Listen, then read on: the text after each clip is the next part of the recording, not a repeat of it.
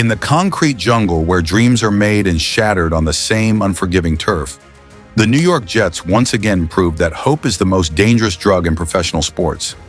From Aaron Rodgers' dramatic departure to a revolving door of coaches that would make a reality show producer blush, the 2024 Jets season wasn't just a disappointment, it was a masterclass in how to squander talent, crush expectations, and leave an entire fan base questioning their life choices.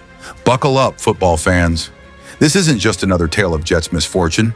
This is the story of how a franchise with Super Bowl aspirations managed to crash land into a 5-12 record that somehow felt worse than the numbers suggest.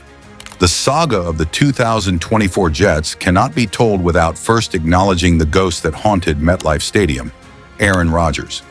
After being acquired with tremendous fanfare in 2023 and suffering a season-ending Achilles tear just 4 plays into his Jets career, Rodgers represented both the highest hopes and deepest disappointments of the franchise.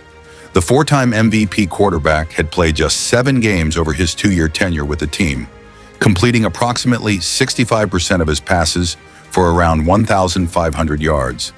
Numbers that represented less than 10% of what Jets fans had expected when the future Hall of Famer arrived in the Big Apple. When Rodgers was officially released in February 2025, it marked the end of a $75 million experiment that produced 0 playoff appearances and cemented the Jets' reputation as where quarterback careers go to die. The irony of the Rodgers situation was made all the more palpable by the ghost of Zach Wilson. Remember him? The 2nd overall pick in the 2021 draft, who was unceremoniously run out of town to make way for Rodgers? Wilson, the BYU product who was drafted to be the franchise savior, but delivered a meager 15 touchdowns against 20 interceptions during his turbulent Jets tenure, had actually found moderate success elsewhere in the league. While the Jets were cycling through quarterbacks like Tinder profiles, Wilson had settled into a competent backup role, posting a respectable 88.5 passer rating in limited action, numbers that would have made him look like Joe Montana compared to the quarterback carousel that plagued the 2024 Jets. The front office's decision to jettison Wilson now stood as yet another indictment of a franchise that couldn't recognize talent if it wore a name tag that said, "Hello, I'm talent." The Rodgers era began with unbridled optimism, as it always does with the Jets. The front office, led by owner Woody Johnson, convinced themselves and their fan base that this time would be different. After all, they had compiled a roster that featured all-pro cornerback Sauce Gardner, who had allowed opposing quarterbacks a passer rating below 70 when targeting him, and wide receiver Garrett Wilson, who had accumulated over 2,000 receiving yards in his first 2 seasons. With a defense that had ranked in the top 10 in yards allowed in 2023, the Jets believed they were just a competent quarterback away from contention. The delusion was almost admirable. Sports analysts across the nation had crowned the Jets as the NFL's sleeping giant, a super team in waiting that would dominate the AFC East for years to come. Further proof that sports predictions are about as reliable as weather forecasts in New England. Enter a quarterback carousel that would make even the Cleveland Browns blush. After cycling through 3 different starting quarterbacks in the first 5 games, the Jets' offense resembled a high school team attempting to run an NFL playbook. They averaged a pitiful 17.3 points per game while converting just 34% of their third down attempts, both figures ranking in the bottom 5 of the league. The offensive line, meanwhile, allowed a staggering 48 sacks on the season, essentially turning every dropback into a game of Russian roulette. For those keeping score at home, that's one quarterback flattened approximately every 11 pass attempts. Remember when experts claimed this offensive line had been revamped and would form an impenetrable fortress around whoever took snaps? Those same experts are now selling beachfront property in Nebraska. If the on-field product wasn't tragic enough, the coaching situation devolved into a Comedy Central special. Robert Saleh, entering his 4th season with a combined record of 18-33, desperately needed a fast start to save his job.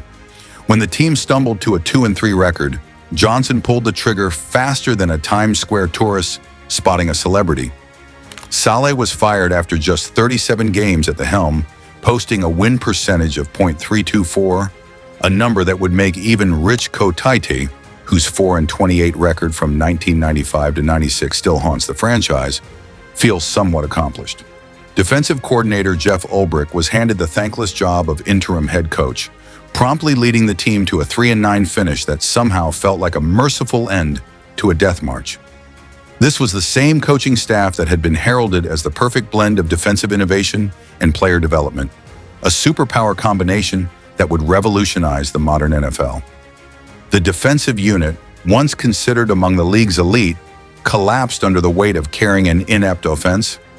After yielding just 19.6 points per game in 2023, the 2024 Jets defense surrendered an average of 24.8 points per contest. Even Sauce Gardner, the team's brightest star, showed signs of frustration, being flagged for 7 penalties, more than double his previous season total. The defense that had been the pride of the franchise had been on the field for an average of 33 minutes per game, approximately 10% more than they should have been, thanks to an offense that specialized in 3-and-outs. This was the defensive unit that had been compared to the legendary 1985 Chicago Bears, with pundits suggesting they possessed the superpower-like ability to win games single-handedly, regardless of offensive output. Those comparisons aged about as well as milk left out in August. The 2024 season wasn't just a disappointment, it was the continuation of the longest active playoff drought in the NFL. Since their last postseason appearance in 2010, when Mark Sanchez somehow guided them to a second consecutive AFC Championship game, the Jets had compiled a record of 79-162, a winning percentage of .328 that would make even the most loyal fans question their life choices. During this 14-year drought, they had cycled through 7 head coaches and approximately 15 starting quarterbacks, making the franchise less a professional sports team and more a psychological experiment on the limits of human hope.